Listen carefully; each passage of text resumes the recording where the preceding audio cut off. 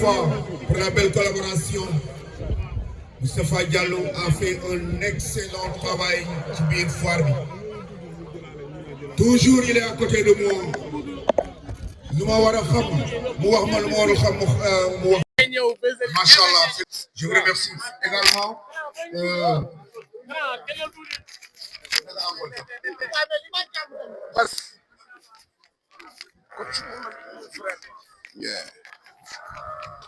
Merci beaucoup également à Bassirou.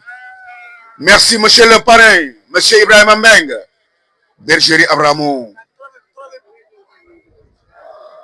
Inch'Allah bu foire bi jeexee dinaa ànd ak waa association amicale bi de Thiaroye Diamaguène Sicap Mbao. On va faire une très belle délégation ñëw si kër seet si la.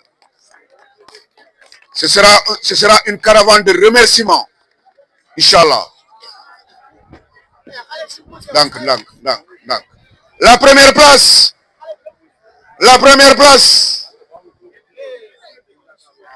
yow yaa moom fii yow yaa ko moom.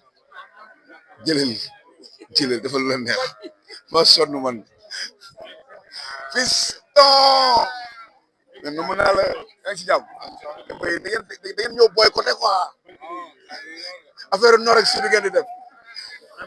Aïcha, merci beaucoup. La première place. Voilà la première place. Voilà Lamine arrière tuuti rek. Voilà Lamine c'est bon hein. Lamine foofu baax na. Ok baaxul Lamine yaa ngi ci kanam Lamine foofu baax na ah. Lamine foofu baax na. Lamine foofu baax na. Assane arobase le berger de l'image foofu baax na. jeex na. Aïcha coow laay bañ nag. tey moom coow laay bañ. C'est bon. Vos applaudissements les gars. Vos applaudissements. ñu génn ndànk et tranquillement. Catégorie Agnel sans mensuration. nañu ñëw. La première, la deuxième et la troisième place. D'accord. 0,8 mois Mor Ndiaye. 0,8 mois. 0,8 mois. 0,8 mois. 0,8 mois.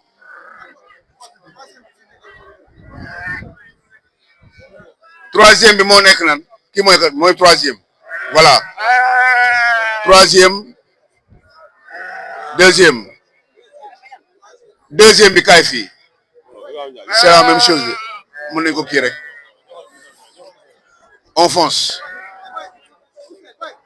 Arrière mu gën a rafet. Merci beaucoup. Bas. C'est bon. Khadim, c'est bon. On fonce. Monsieur le maire, la troisième place. Vos applaudissements. Monsieur le maire qui remet le trophée de la troisième place. Agnel sans mensuration. La deuxième place. Monsieur le maire. Aline Badara Bey. L'infatigable Aline Badara Bey. La référence. Merci beaucoup.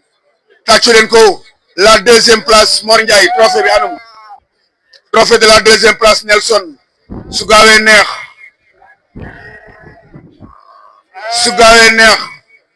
Joxal monsieur le maire, trophée de la deuxième place.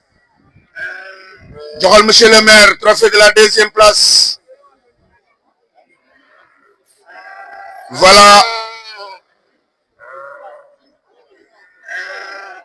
tàccuwaat leen lii s'il vous plaît. da leen ci boole di tàccuwaay bu leen yàq fer bi bàyyi wala boog. da leen tàccu vainqueur yi bokk bàyyi wala ñu arrêté affaire yi de. La première place, merci beaucoup monsieur le maire. La première place. Voilà monsieur le maire fait honneur à un des invités. La première place, Cheikh Traoré. La première place, le trophée de la première place. Bas c'est bon. On fonce. Bas c'est bon. Khadim Sen c'est bon. On fonce. Aïcha, trophée de la première place. Merci beaucoup, monsieur le maire, encore une fois. Ça, c'est la bergerie B2F, bergerie des deux frères. C'est les Salam Anne. Félicitations, champion. Félicitations, Brom Nord Foirangini. Eh oui, Mineli, Min Rob. Il y en a beaucoup à la bergerie. Il y a beaucoup de robes à la bergerie. Machallah. Félicitations. Ok. Serigne Manga, nanou. Serigne Manga, il me doit des explications. Ah, kon il me doit plus des explications. Yo dama la doon wër si dama doon jóge fii ñëw kër ga mais comme mais Moustapha réglé na problème bi Moustapha réglé na problème bi waaw waaw c'est ça c'est ça c'est ça. Agneau sans mensuration. Merci beaucoup, félicitations, vos applaudissements, merci. Jërëjëf. Agneau sans mensuration, 0,8 mois. Génn leen tranquillement, génn leen tranquillement, génn leen tranquillement. Merci beaucoup. Tournez leen. Voilà, merci. Agneau sans mensuration. Serigne Mangane. Monsieur le parrain Serigne Mangane, da ngay dem ci à côté de Abramo, de la bergerie Abramo.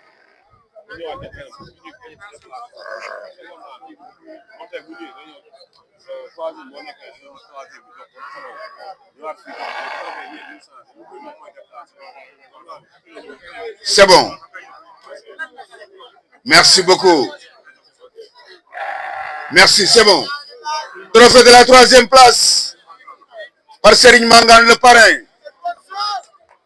Vos applaudissements. J'aime bien ça.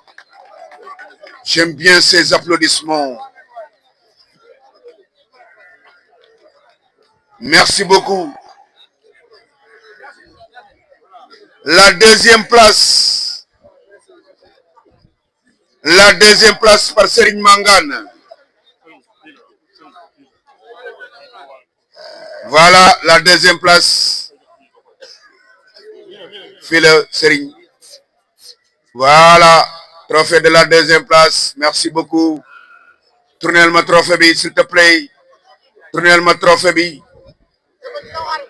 Dépornez ma trophée bi. Voilà. Merci. Je préfère ça. Vos applaudissements, les gars. Félicitations. Félicitations. Merci beaucoup. Merci beaucoup. C'est bon. Vos applaudissements. Enfin. Trophée de la première place. Trophée de la première place. Nelson. Première place. Agnel avec mensuration. Wow. Agnel avec mensuration. Agnel avec mensuration. Agnel avec mensuration. Ay ca ngeen tàcc leen nag ñu génn tranquillement ba année prochaine. Agnel avec mensuration par Cheikh Traoré le président. Agnel avec mensuration par Cheikh Traoré le président. La première place, la 2e place, la 3e place. Cheikh dafal remise bi la 3e place. Tàcc leen ko bu baax a baax.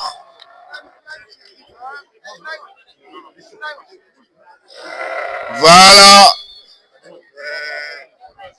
Félicitations. La 3e place.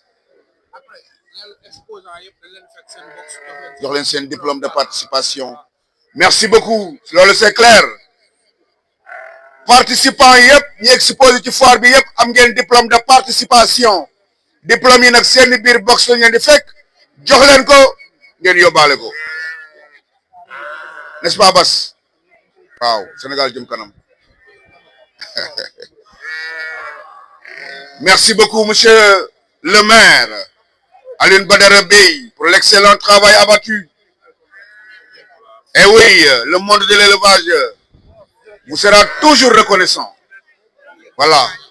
Depuis le début, depuis le premier jour, bataille, Bayo. Merci beaucoup. Félicitations. Tra fi nga taxaw baaxul de. Cheikh fi nga taxaw baaxul de. Merci beaucoup. Affaire bambara yi mooy lan gars yi. waaye lii mooy lan. bambara laa di moom kat. waaw maa ngi tooñ bambara bi defal may bambara. ba pare sant Traoré encore. c'est la bonne entente. Mais c'est ça, bien sûr. On termine la fête en beauté. À plaisanterie. C'est mon petit frère. C'est mon petit frère. Voilà, merci beaucoup. jërëjëf. léegi nag agneau avec mensuration. ñëw leen. agneau avec mensuration. agneau avec mensuration. su baree rek neex. su baree.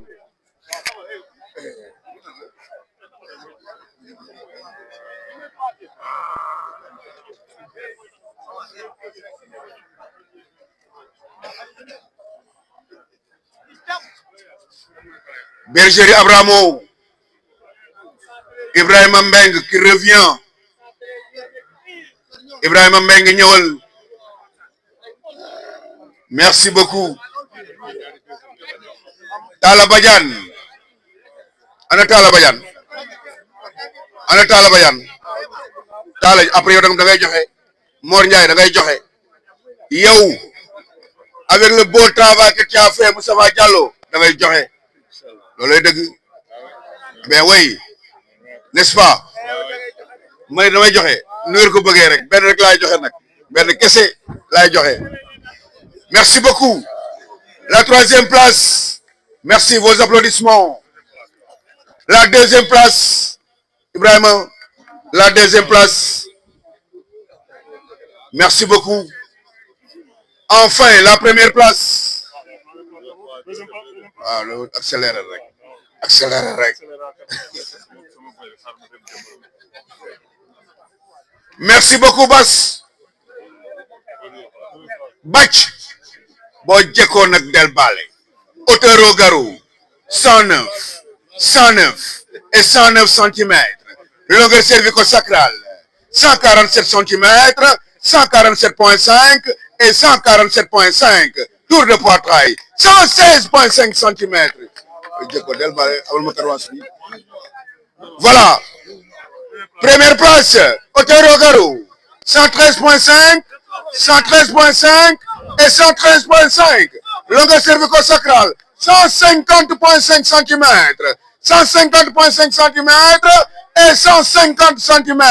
Tour de poitrail 116, 116 et 116. Le jury a voté meilleur jeune mâle de la foire en mensuration. Toutes nos félicitations. C'est la première fois ñu am mensuration yu toll nii ci jeune mâle. 112 la ñu yemoon tey ñu ngi ci 113,5. Toutes nos félicitations. Vos applaudissements les gars. Vos applaudissements les gars. mais kenn du yow. ah mais karwaas bi doo ma ko abal après al ma karwaas bi ma dem ma karwaase. Toutes nos félicitations. robe yi bëri na kër ga. miin nga ko tàmm nga ko bu ñu demee kër ga. robe yi bu ñu gars yi bëggoon ñëw la koñ bi yëpp mënoon nañ cee ñëw la ay grand boubou. ça veut dire que ni robe yi bëri nañu kër ga. ndeysaan. oh merci beaucoup. Merci beaucoup. jërëjëf l'homme de la bergerie Teranga. Merci beaucoup Badou. waaw. borom 5 drapeaux yi.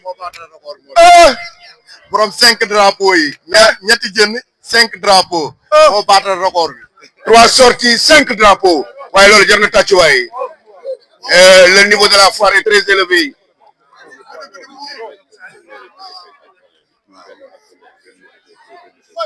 waaw loolu c'est important. léegi dañ leen di ñaan benn affaire rek ci organisation rek ah espoir femelle espoir léegi dama leen di ñaan leen gars yi dama leen di ñaan leen rek ñi nga xamante ne ñooy indi xar yi kenn rek mooy indi xar Salam mooy jëlal ball c'est son ami c'est de bonne guerre c'est très normal femelle espoir la troisième place bergerie multidimensionnelle du champion Lodia l'ami de Marousseille la troisième place la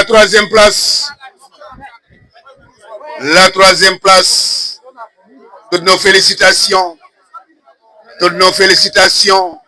pour la troisième place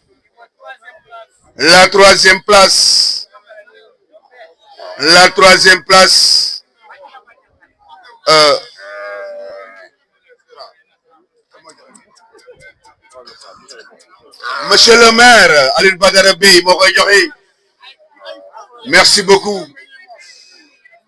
la deuxième place joxal monsieur le maire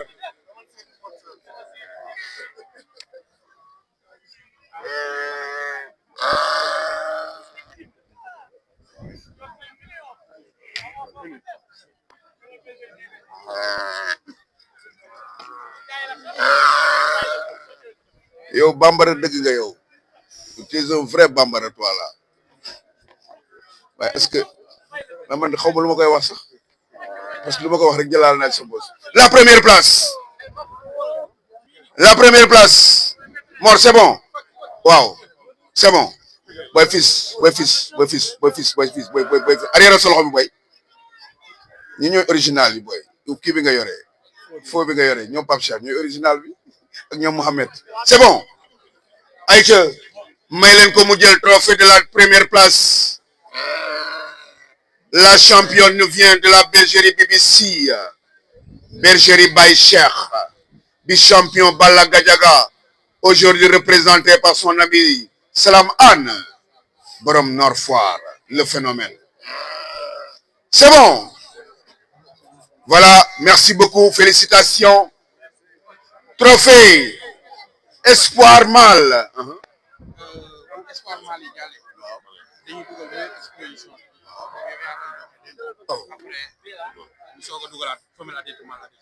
merci beaucoup mâle espoir mâle Mor kan ma koy joxe bi Abramo bergerie Abramo moo koy joxe bergerie Abramo moo koy joxe Abdou Fatah Diop félicitations champion le capitaine de Bao merci beaucoup voilà les mensurations innovation bi fii la jox la sa trophée jox la sa mensuration nga yóbbaale sa kër c'est un honneur mais aussi c'est bon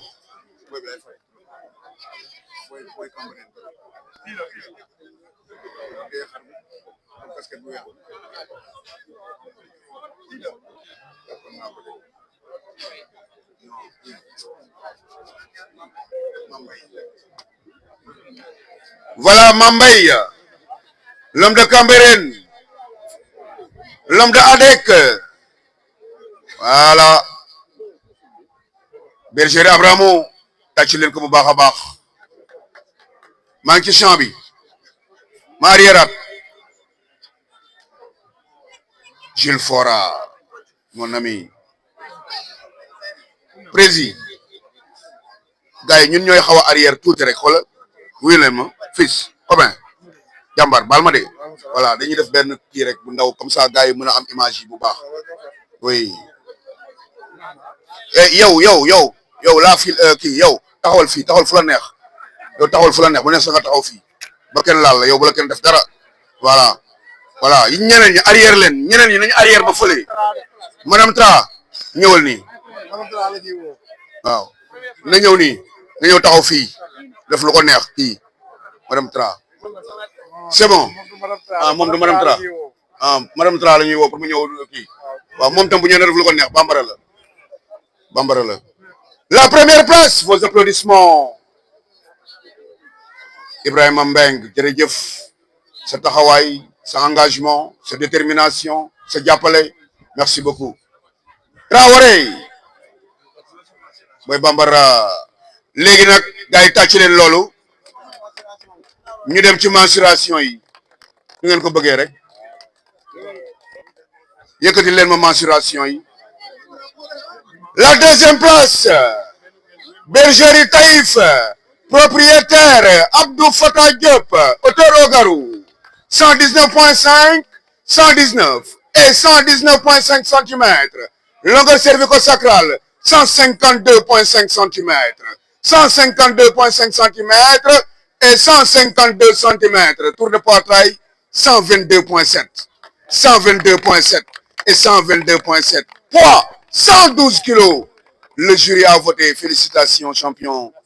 Félicitations, le capitaine de Mbao. Félicitations. La deuxième place. Avant la photo. La deuxième place. La troisième place. C'est la bergerie. La bergerie Maman Aminata Sy. Propriétaire. Ira Diallo. Auteur Ogarou. 112.5. 112.5. Et 112.2 centimètres. Longueur cervico-sacrale, 149.5, 150 et 150.2 centimètres. Tour de poitrail, 121, 121 et 121 centimètres. Poids, 123 kilos. Ouais, ça mérite des applaudissements, ouais. Enfin, finaliste vainqueur, catégorie espoir. C'est la bergerie Temple du Ladoum, propriétaire Badou Ndiaye, auteur Ogarou, 118 cm, 118.3 cm, 118.5 cm, longueur cervico-sacrale, 161 cm, 161 cm et 162 cm, tour de poitrail, 122, 122 et 122 cm, poids, 120 kg. Félicitations, champion. Félicitations, félicitations. Voilà, tàccu leen ko bu baax a baax Moustapha Diallo tàccu leen ko bu baax a baax les gars mën nañu génn nu mu leen neexee ay ca Khadim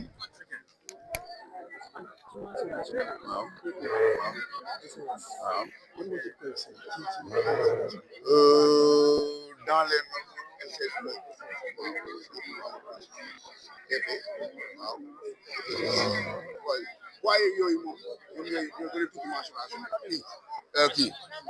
c'est bon ay ngeen tàccuwaat lii waay s'il vous plaît waaw le représentant de Néo Pharma na jege si c'est bon les gars on fonce meilleure exposition mais jëlal photo bi lin jëlal photo bi la deuxième place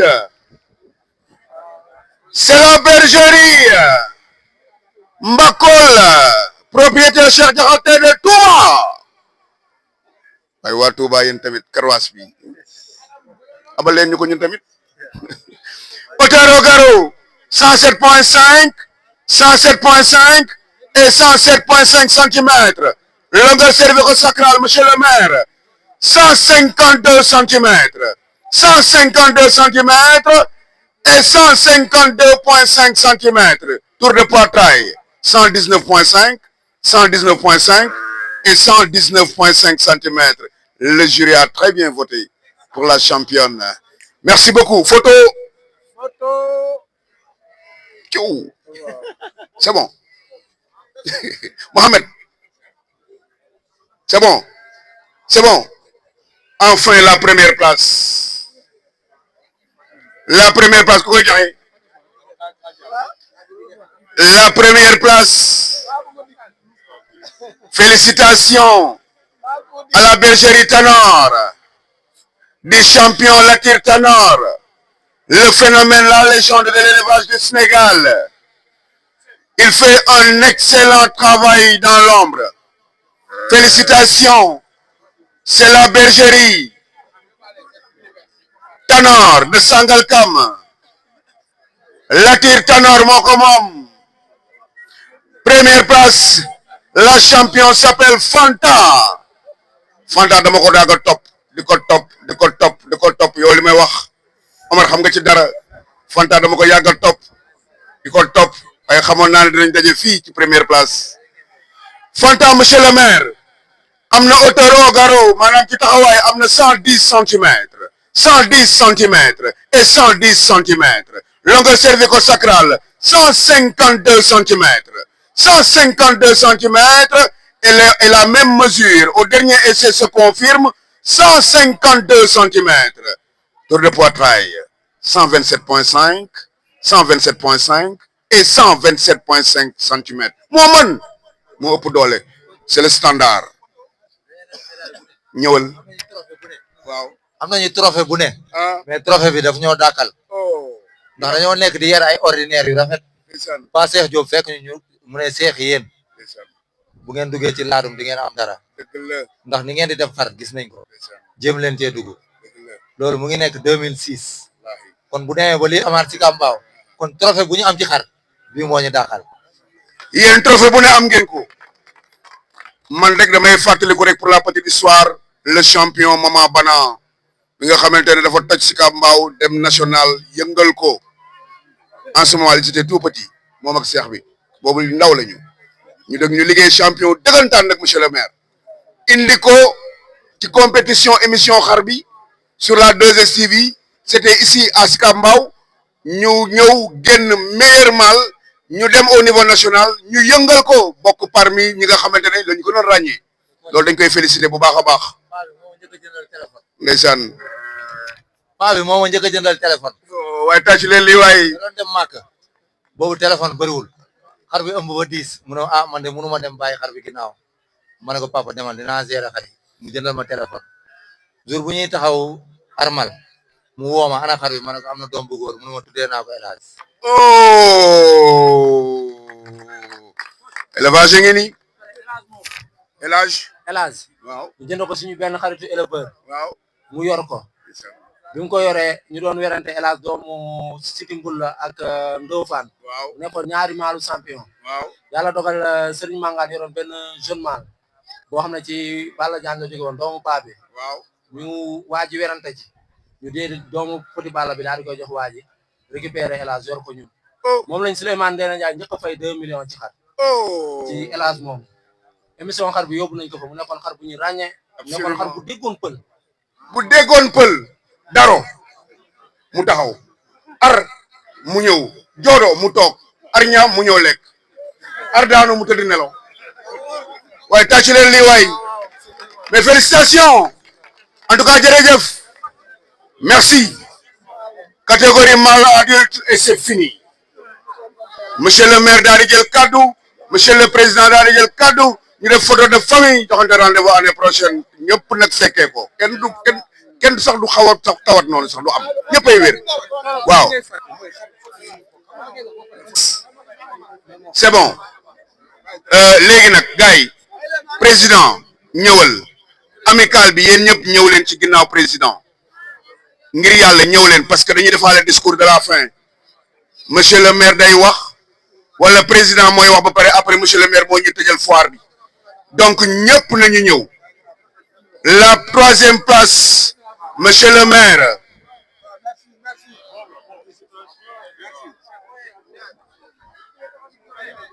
Ibrahima sama nijaay kaay ñëpp derrière. Félicitations. La 3e place nous vient de la bergerie Dabakh Malick du champion Maodo Diouf. rob yi nga yore kër ga yëpp ñun ñëpp mën nañ ci ñëw ay yére korité mën nga rob félicitations. hauteur au garrot 119,5 centimètres 119,5 centimètres et 119,4 centimètres. Longueur cervico-sacrale 160 centimètres.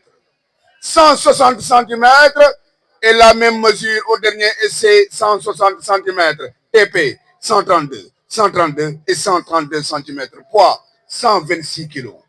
Félicitations. Vos applaudissements. Vos applaudissements. La deuxième place. Et l'une, c'est bon. La deuxième place. La deuxième place.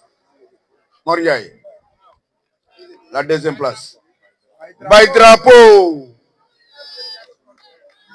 C'est le champion de l'année dernière. Ren mu ñëw indi trophée tegaat ko. Rakk jee ko jël. Rakk jee ko jël. La ilaha illallah. mais nag loolu logique gu élevage la. Logique gu élevage la. C'est tout à fait normal. Daaw bi muy jël paie rakk jee jël deux. Rakk ji nag woo ko tëgg ko ci pet. Ne ko nag dama nekk xale rek waaye ba déwén. Ba déwén. Ren mu ñëw taxaw rakk ji ne ko màgg naa xale màgg na man ak yow ci biir espace concours bi bu ñu tëjee barrières yi delloo dàll yi ba arbitre bi sifflé di nga xam ne rakk moo mën mag bi ñu demee ba ca fin ba ci dernier virage bi rakk ji ñëw ne ko trophée bi nga yoroon daaw abal ma ko daal di koy jël. Félicitations champion li mooy logique gu élevage. am na Otero Garo bergerie maman Aminata Sy propriétaire Ilo Diallo. Otero Garo 113 centimètres 113 centimètres et 113 centimètres. Longueur cervico-sacrale 160,5 centimètres 160,5 centimètres et 160,5 centimètres. Tour de poitrail 3 fois 137 centimètres. 137, 137 et 137 centimètres. Poids 158,5 kilos. Baye Drapeau li ba jàmm la. La photo. La photo.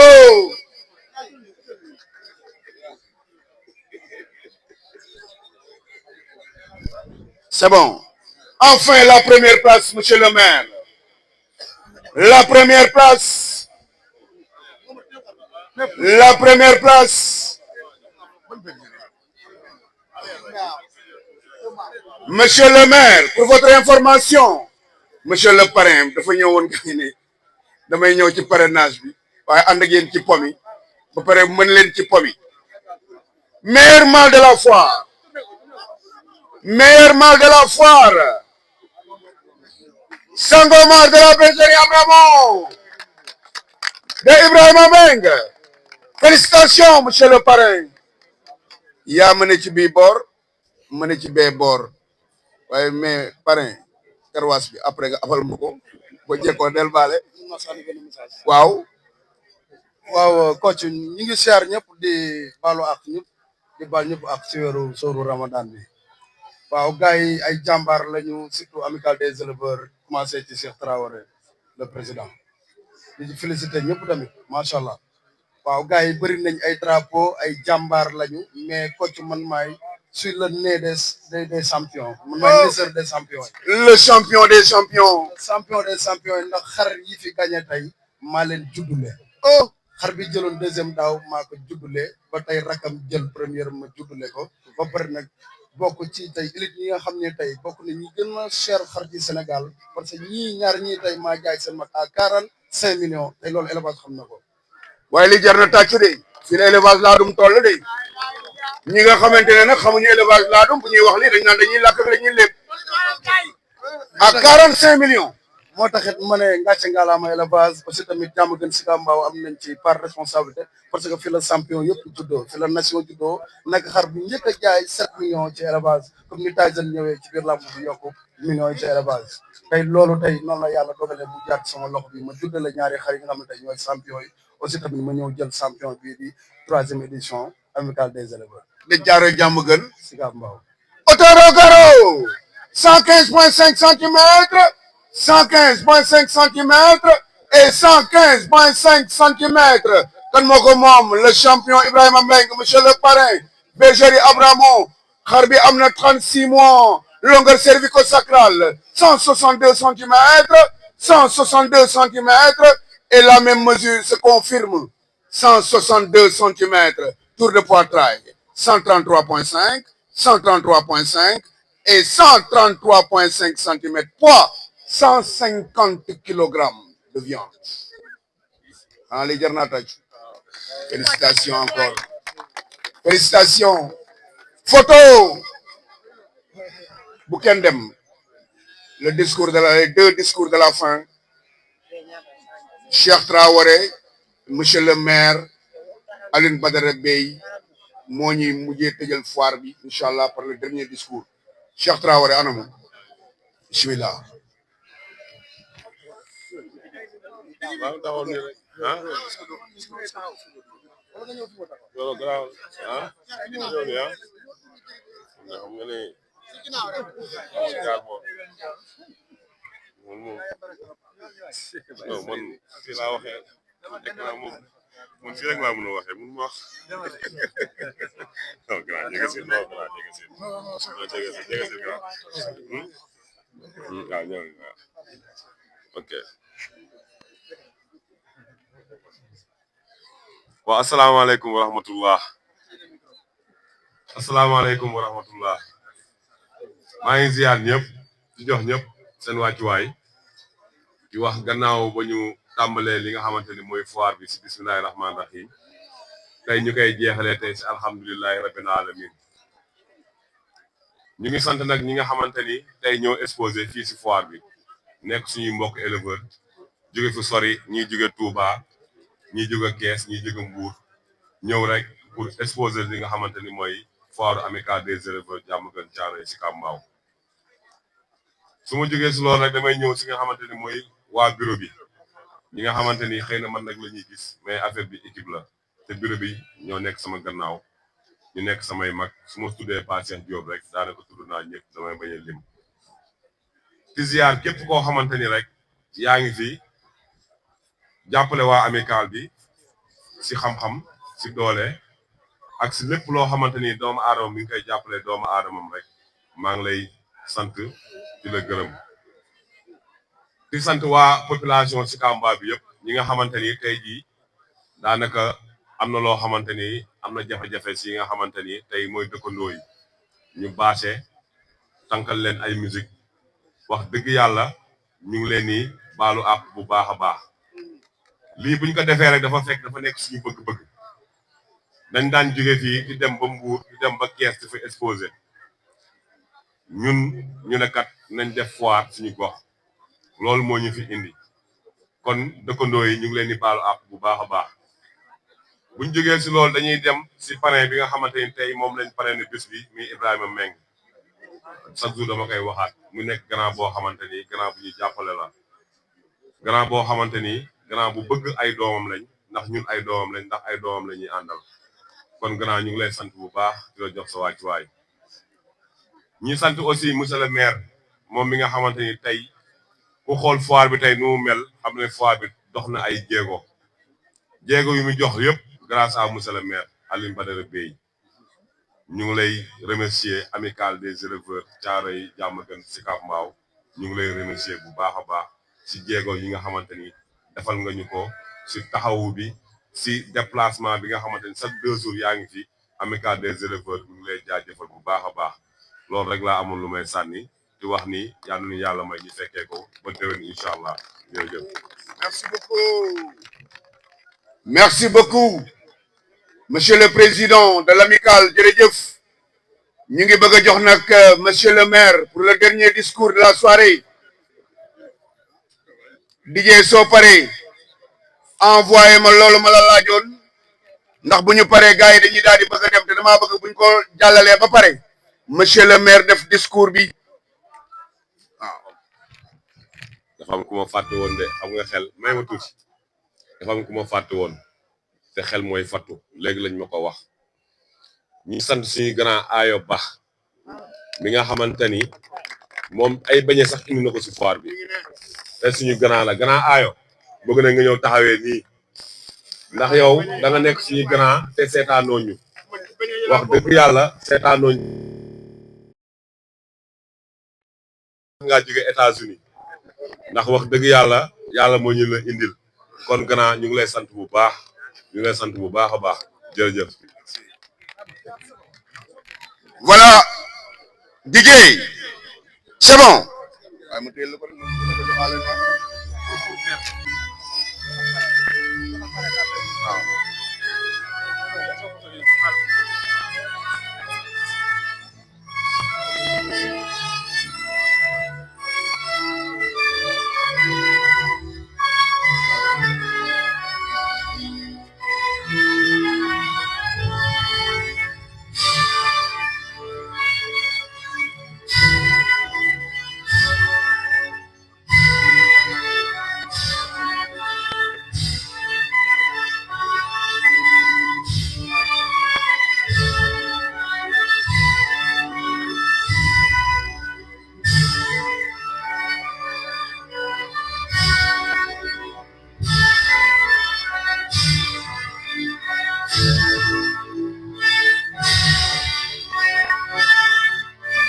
Voilà, merci beaucoup. Merci beaucoup. Un mot du parrain. Ñu jox nag monsieur le maire mu tëj. Asalaamaaleykum ñoo ngi nuyu ñëpp seen tur ak seen sant vraiment affaire bi jàll na ñu ngi ñaanal ñëpp yal nañu yàlla may ñu yeggale ci jàmm ci koor gi yal nañu yàlla defal tawfeex ak taysiir kon ñu ngi jox monsieur le maire rek mu tëj suñu xol sedd na guy ci lépp waaw jërëjëf. Voilà vos applaudissements. Des applaudissements nourris pour monsieur le maire Alioune Badara Beye. Félicitations monsieur le maire. Encore félicitations et merci au nom de tous les éleveurs du Sénégal.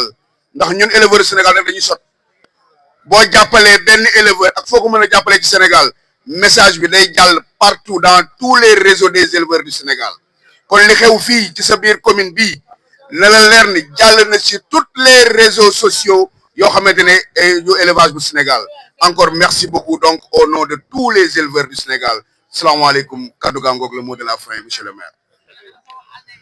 waaw salaamaaleykum kon ñu ngi nuyu ñëpp comme ni ma koy defee rek d'habitude comme chaque fois damay am invité tey sama frère Papouy nga xam ni ñoo bokk Pastef mu nekk responsable politique ci Mbao nekkoon candidat bi nga xam ne moom la président Sonko choisiroon en 2022 pour les municipalités ma bëgg ngeen ñaanal ko parce que ñu ngi waajaat beneen joute ma jox ko kaddu mu sànni ñaari kaddu ci impression après ma doog a continuer Pape vous avez la parole.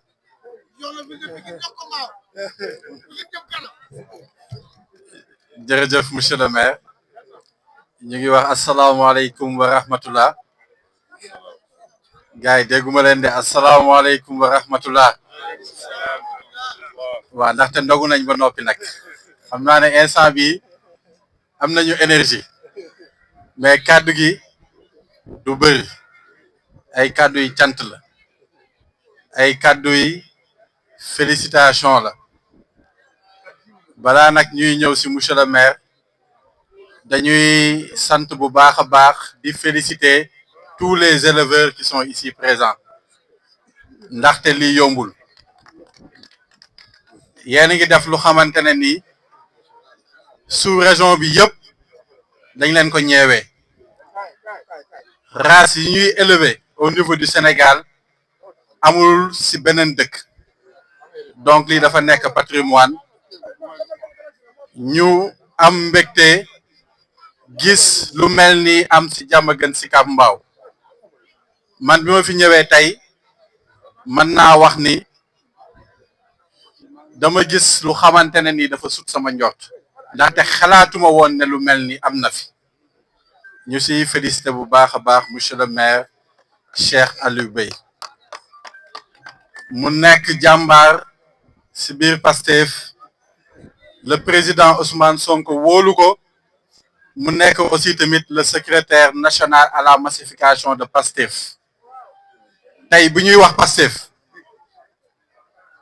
Cheikh Aliou Beye moo tax ndaxte bu ñu massifier ba tey jii nit ñi di daw di bëgg a intégrer Pastef c'est parce que à la base il y a des personnes engagées des personnes yu xamante ne nii li leen jiitaloon mooy le développement du Sénégal te firnde bi mooy lan bu ñu xoolee les 12 communes qui composent le département de Pikine Diamaguène Sicap Mbao mu ngi sa kanam en termes de réalisation en termes d'impact mais surtout li nga xamante ne ni moom la ñu nawee le maire Cheikh Aliou Bey mooy sa disponibilité sànq mu ngi woon Grand Mbao si benn conférence bu mag bu ñu organiser woon fiñ ko woo mu wuyuñu mu nekk kenn si ñun duñu def dara lu xamante ne nii duñ ko laaj xalaatam mu am une équipe tamit boo xamante ne nii dañ koy jàppale bu baax a baax si liggéey bi muy def ñun nag ñu am yéene accompagner ko dooleel ko jàppale ko ba initiative yi nga xamante ne nii am na ko mu jëm si éleveurs yi mu mën ko mottali ba mu sut yéen seen njort te pour yéene boobu mu mën ko yeggali tey Cheikh Aliou Bey il est le maire de la commune de Diamaguène Sicap Mbao mais dañ ko bëgg gën ko dooleel gën ko kattanal gën ko jox pouvoir de décision te yaakaar naa ne ku yor mairie commune di def lii benn ko joxee mairie ville lu muy def dégguma leen de ku yor maire commune di def lii su ngeen ko joxee maire ville lu muy def ñun nag am nañu yéene ànd ak moom liggéey ak moom jàppale ko ba li nga xamante ne nii mooy suñu yéene muy yéeneem ak yéene collaborateur am yëpp ak yéene toute la population de Diamaguène Sicap Mbao ñu mën ko mottali ñu jël la ville de Pikine teg ko ci ay loxoom en 2027 incha allah rabbi kaddu yi foofu laa koy tëjee ñu leen di santaat encore bu baax a baax di leen gërëm di leen ñaanal tamit lépp lu ngeen am comme projet yal na ko yàlla mottali asalaamaaleykum wa rahmatullah.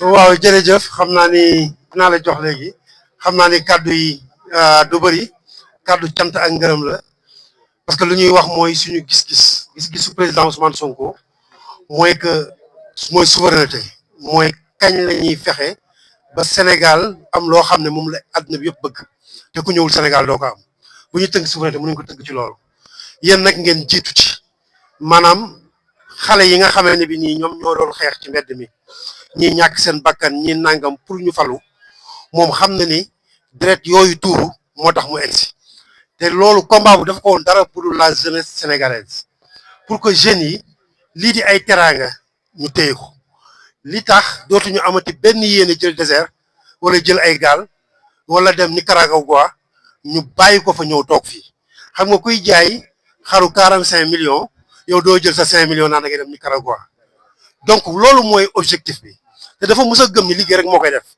chaque jour nee naa leen moom jàpp na ni benn chef d'entreprise wala benn entrepreneur comme yéen nga xam ne ay entrepreneur ngeen yor seen box di def production jàpp na ni yéene yi ñu yóbbu Sénégal ci kanam mais nekkul ñi nga xam ne dañoo nekk di xasante ci plateau yi ak bëri wax yéen jëf ngeen di def yéen waxu leen ñi fi mës a génn télé fii bu leen doon xool bëri wuñu ñi fi mës a jël ay kaddu di wax bëri wuñu convaincre leen kenn da ngeen ne liggéey loo xam ne mën na tabax Sénégal ëllëg te Sénégal alal moo koy tabax chaque jour moo wax leen économie bu ñu ko bëggee ci kaw compétitif il faut ñu am ko au niveau local et au niveau local yéen secteur bi ngeen nekk da ngeen ko bëgg def ci seen doole yéen a ngi embauché ay nit parce que Ibrahima Mbengue xam na ni du moom mooy dugg ci box bi hôtel bi tamit xam na du moom moo koy nettoyé donc ay nit lay jël di leen fay ñu ciy liggéey suba ngoon bu dégg bëccëg su ma ko cité naa ñëpp ba pare ñuy jënd aliment mu nekk beneen secteur boo xam ne mi ngi màgg ci diggante bi ñu indi fi léegi kuy jaay ay produits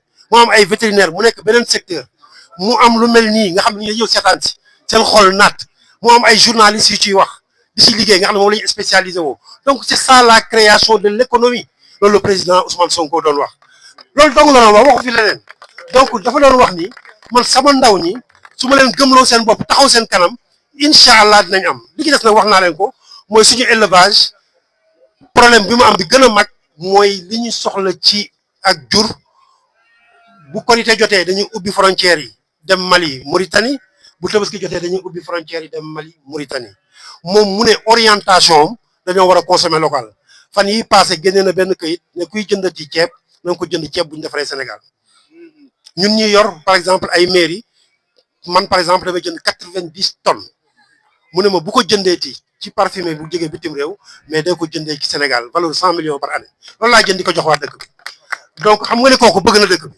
donc dañoo war a toll foo xam ne dañ naan tabaski kenn du ko jëndeeti ci xar boo xamee ne bi nii dëkkul Sénégal te loolu yéen lañ ci yaakaar moom yéen la ci yaakaar te yaakaar naa di ngeen ànd ak moom incha allah relevé défi bi di sant ñëpp di gërëm ñëpp Cheikh ñu ngi sa ginnaaw ñu ngi sa kanam éleveurs yi ñun ak ñoom dara duñu tàqale incha allah loo leen soxla rek buñ koy joxal dañ koo amul xont bi incha allah dinañ ci liggéey wax naa ko Alpha ñu liggéey ba prix bi mun a wàcc parce que prix xont bi bu wàccee prix xar yi dina mun a wàcc te bu xar yi wàccee wàllu paj mi garab yi gën a wàcc ñu am ci ay subvention yoo xam ne dinañ leen may ngeen créé fi champion yoo xam ne day wër Sénégal ñu def record Guinness te mën na nekk te ñoo ne mosoo nekk ci kanam gërëmaat abukan jërëjëf merci. Merci beaucoup, monsieur le maire. C'est fini. Mesdames et messieurs, rendez-vous à l'année prochaine, Inch'Allah, à la 4e édition, pour un autre rendez-vous de champions, avec d'autres champions. Jërëjëf, diplôme de participation yi ku nekk na taxaw ci boxam ñoom Mor Ndiaye dinañ ñëw fekk la fa nga nekk jox la sa diplôme de participation jërëjëf yal na yàlla defal jàmm ba déwén Inch'Allah.